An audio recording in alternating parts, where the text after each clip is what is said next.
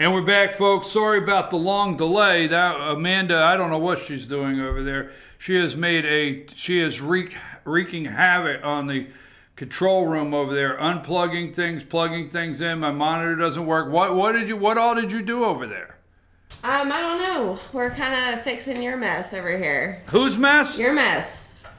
All I did was unplug one thing. No. That's Stop it. touching things in this room. Yes. I'm going to put a lock in here.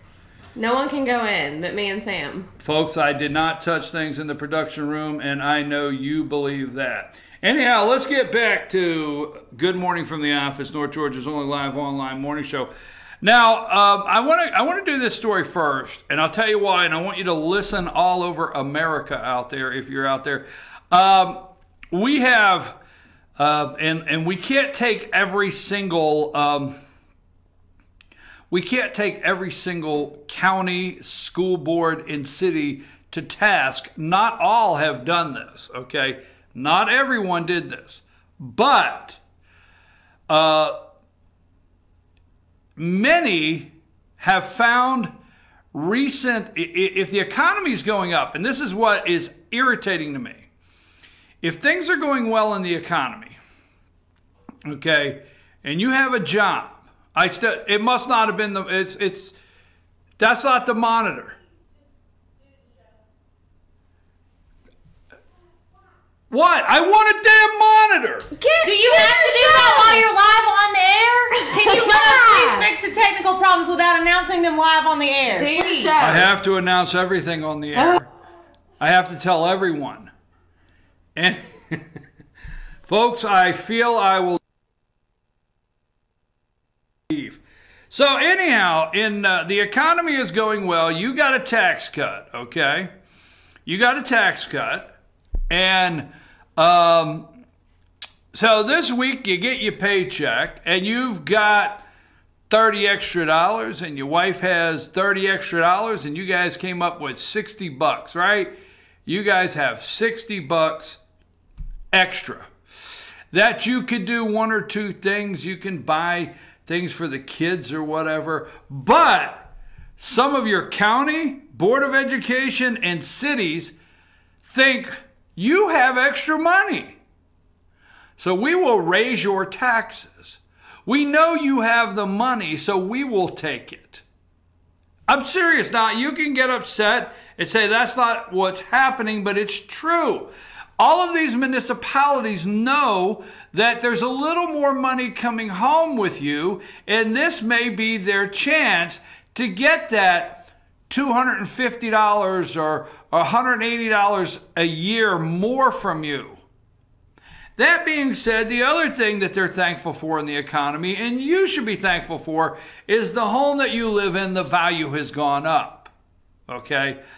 I tell you, this gets on my nerves. I get in this argument with people, but you should be thankful the value has gone up. Now, if you sell your home every 2 years, and if you sell your home every couple years and you move, I guess you would be thankful your value is going up if that's what you do. Thank you, everybody in there, thank you. Thank you very much for getting the monitor going. So if you sell your home every couple years, or you're trying to sell your home, obviously you are concerned with values.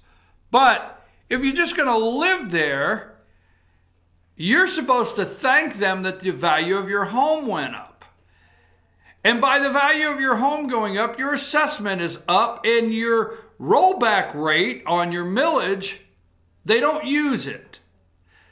So you got a county official, and we're going to go city, county, and Board of Education, and you have them saying, we're not going to change the millage rate. We're not going to use the rollback rate. So we'll forget about that to keep from getting the story so convoluted it's too hard to understand. But a rollback rate in general rolls the millage back to equal what you paid in actual dollars the year before. So if you paid $1,000 last year, instead of paying $1,300 this year at 17 mills, we'll roll it back to 16 mills and you'll still pay $1,000. But these municipalities are taking advantage of a good economy. you having a tax break, and they look at you and say, we're going to leave the millage rate alone and raise your taxes.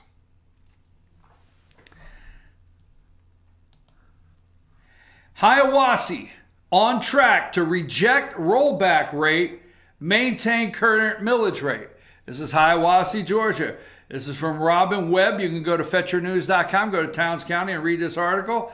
Despite higher property assessments, Hiawassee seems to be on track to reject the 2018 rollback millage rate of 2.170 in favor of retaining the current rate of 2.258. Hiawassee City Council held a called meeting on the evening of August 16 to discuss the matter.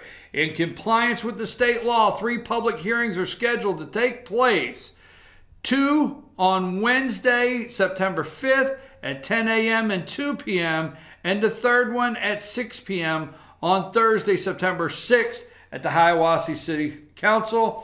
According to presented calculations, retaining the current 2.28 rate would supply the City Council with an additional $7,080 in revenue, while the amount is a drop in a bucket compared to the city's $4.1 million budget.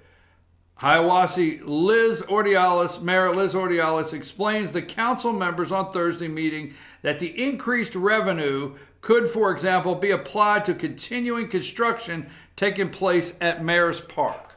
So they're going to raise taxes in Hiawassee. Thank you for the increased property values. Now, the reason I wanted to start with Hiawassee first, the city, okay, and you may agree with it. That's up to you. But in compliance, here's what the story says. In compliance with state law, 3 public hearings are scheduled to take place, 2 on Wednesday. They're going to hold 2 on Wednesday, which they could do that at 10 a.m. and 2 p.m., and a third one at 6 p.m. on Thursday, okay, on September 6th, in compliance with the law. Now, let's go over to the school board, Lumpkin County Board of Education. And this is the story I sent to the Georgia Attorney General, Chris Carr, this morning. Because if anything here in this business that infuriates me, and probably is to the core of what Fetcher News is we're about the citizens and the taxpayers' money. Now, if the citizens decide they want to pay more taxes, that is thoroughly up to you. You can go to the ballot box and vote the people out that raised your taxes. You can tell the new people that you want your taxes cut. But the bottom line is that's thoroughly up to you. When the elected officials do not listen to or respect the people that voted for them, that's when we have a problem here, and we will expose it. And we have to the Attorney General of the state of Georgia. School board, a no-show at a public hearing. Okay? This is by Bill Johnson. You go to Lumpkin County and Lumpkin County, FetcherNews.com, Lumpkin County. The Dahlonega School Board advertised for a public hearing and invited citizens to speak about the tentative tax increase. Now, this tax increase is going to bring in around $400,000. This is a approximately $400,000 tax increase, okay? Speak about a tentative tax increase last Monday, then declined to listen to a single word they say. Before the 5 board members were present when the work session started. Mara Turner was absent, but before the public hearing started, the 4 disappeared into a back room and did not emerge until the public hearing ended. They claimed they went into executive session. Okay? Now this meeting, and I'm going to tell you something. I hope the Attorney General, because as far as I'm concerned, they need to redo the meeting properly. If nobody shows up, fine if nobody shows up. And if then they vote to raise taxes, then they followed all of the protocol, procedure, and everything that has to happen by state law to raise taxes. So I'm not saying they don't have the legal right to raise taxes. I don't like it. But I don't like how they made this move on their hearing. Okay, Superintendent Superintendent Dr. Brown conducted the public hearing despite the fact that a quorum was not present. 3 speakers rose to be heard in the room, absent the elected officials. Now, the superintendent of schools, Robert Brown, is not an elected official. He cannot open legally a public hearing and close a public hearing, okay? Questioned about the highly unusual situation, Brown defended the board. The board is not required to be present. Wrong, Superintendent Brown. Wrong. You are not elected. They cannot send you, okay? He said public hearings are for the superintendent to receive comments from the public. Now, this is all comments that have gone to the Attorney General, and I'll tell you what, I certainly hope they do something where this Board of Education is concerned. Some would argue that the public hearings are for citizens to address their elected officials and for those officials to be considered what the citizens have to say. Dahlonega Mayor, we contacted Dahlonega Mayor Sam Norton, said, it doesn't make much sense for your elected officials not to be there for a public hearing. It defeats the purpose. The reason for you to have a public hearing is to gather public input. It's an information opportunity not only for the public to be aware of what they're doing, but for you to be aware of the public sentiment, okay?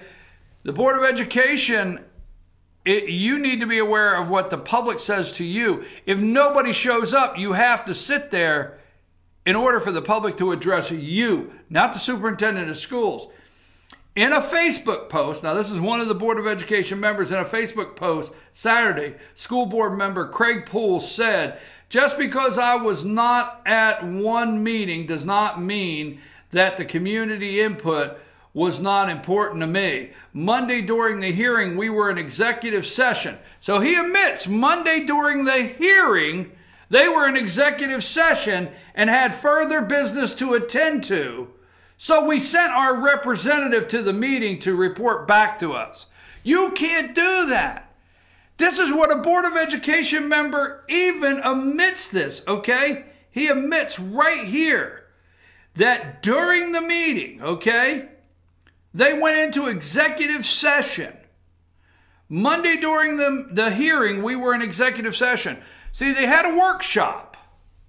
And after the workshop was done, they went into executive session and told the superintendent of schools, you go handle the public hearing. You can't do that. The public hearing, the only way it's legal is for the chair of the board to open it. So at the workshop, they had to make a motion to go in executive session. I want to know what they were talking about in that executive session that they did not want to hear. Sources tell me there was one particular, okay? I don't know. If they want to call me, they can. But sources tell me there was one particular citizen that they did not want to hear from. That they think this citizen goes a little over and above and didn't want to hear it. That's what I've heard. Now, I don't know that to be true, and I'm going to say that candidly. I don't know it to be true.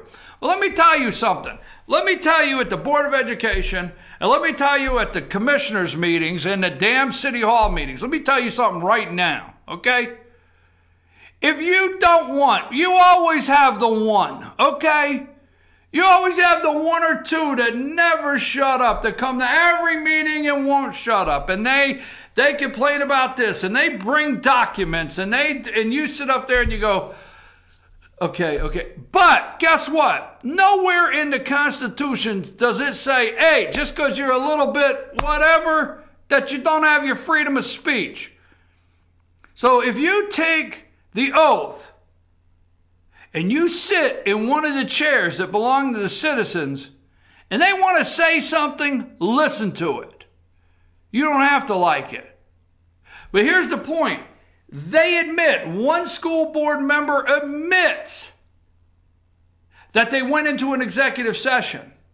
Now, in executive session, let me explain something, because I sure hope we go further than this. And I hope we go much deeper at FetchYourNews.com. We have written 3 stories.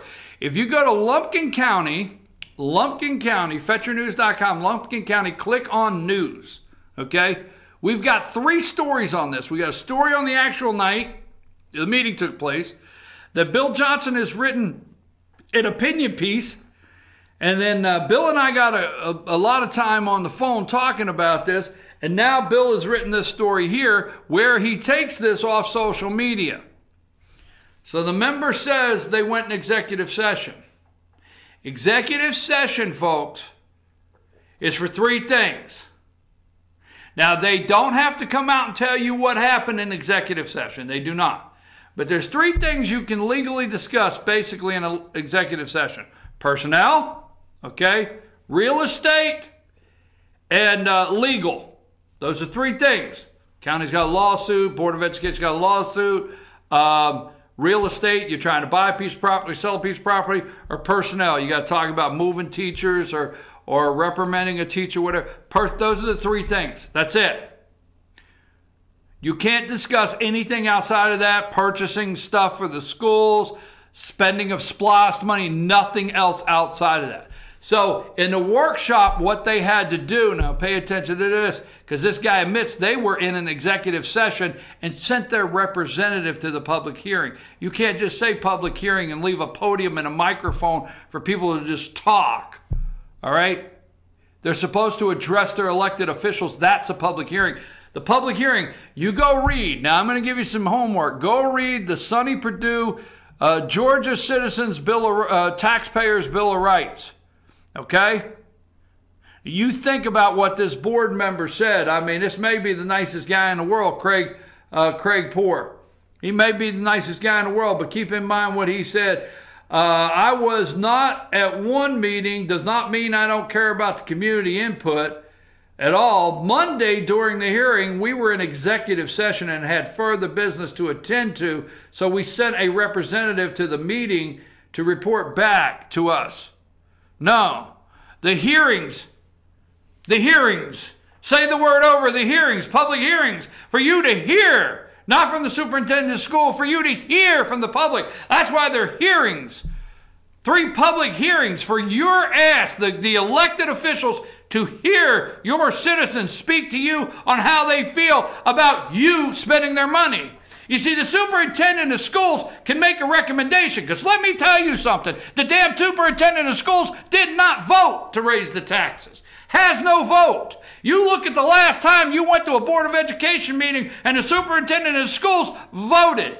The superintendent of schools can make recommendations. They can tell you what they recommend on certain things, but it's up to you to vote to spend the money. Nobody else can vote to spend taxpayer money but you. That's why they're supposed to talk to you, because you're the one that's going to place a vote to spend their money and raise their money, taxes, and take more out of their pockets.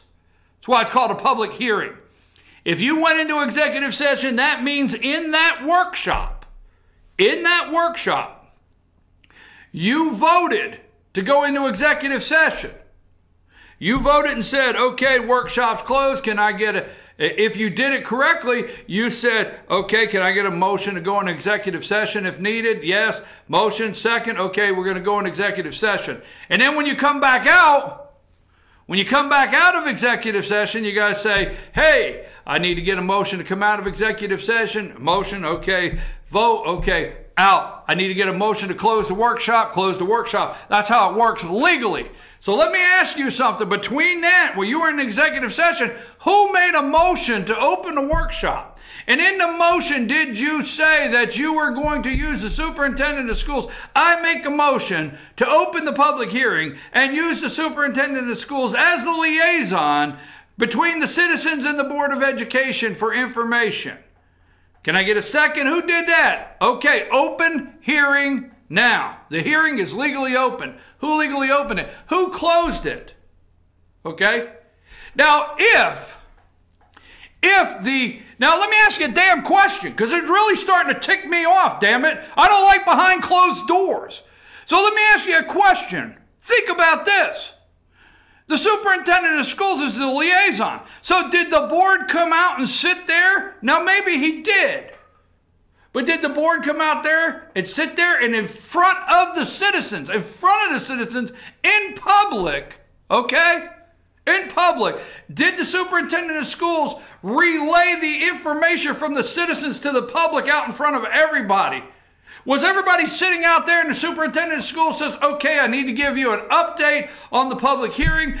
These are the comments that were made. Mr. So-and-so spoke, because it's a legal hearing, damn it. Legal. It's so-and-so spoke, Mr. So-and-so spoke, Mrs. So-and-so spoke, Mr. So-and-so. This one spoke in favor, this one spoke. These are the notes, and we do have an audio if you'd like to listen to it. Did that happen? And then somebody say, hey, I'd like to make a motion to accept the superintendent of schools report on the public hearing, the legal public hearing. Did that happen? Did somebody make a motion to accept his report on a legal public hearing concerning raising the taxes of $400,000? I don't think so. Maybe it didn't happen. Maybe it did.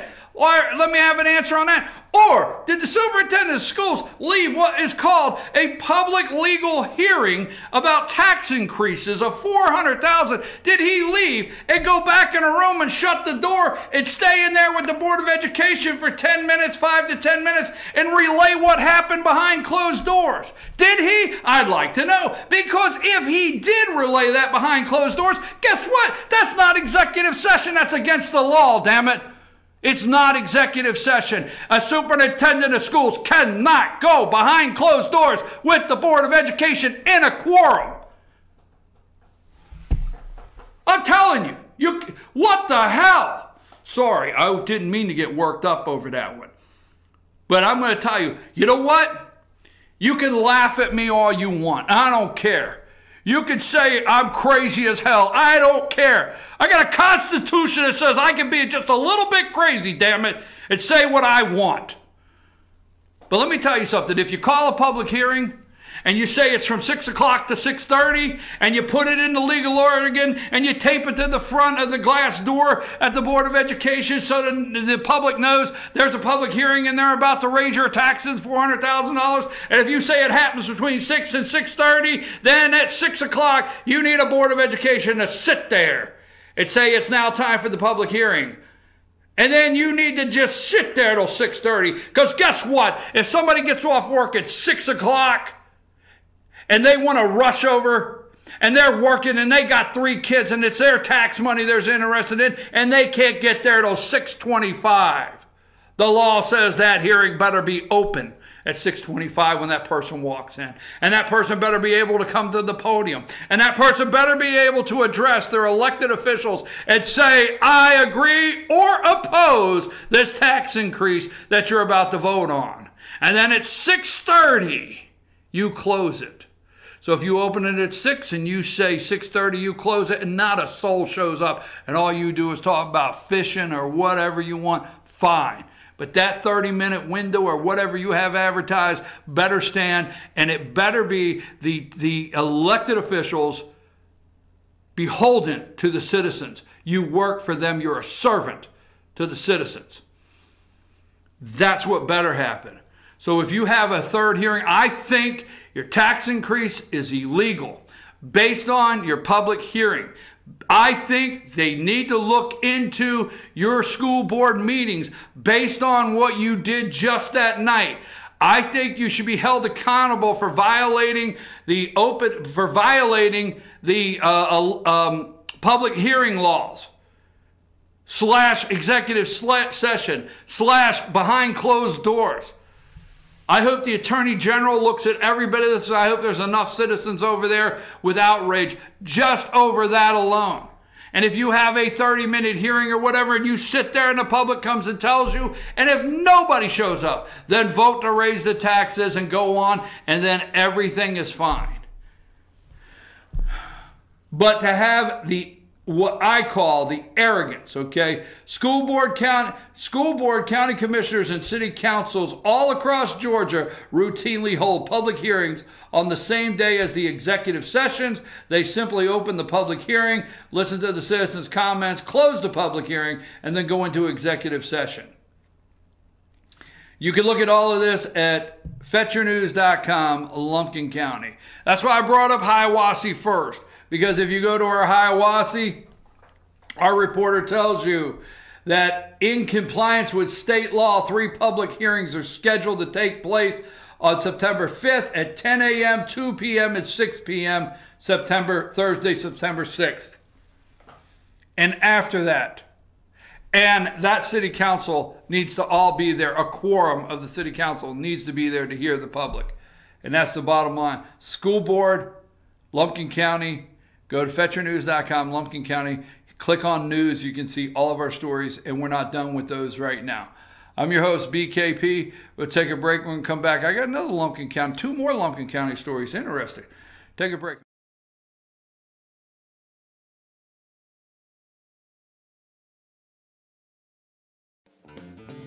ACE is your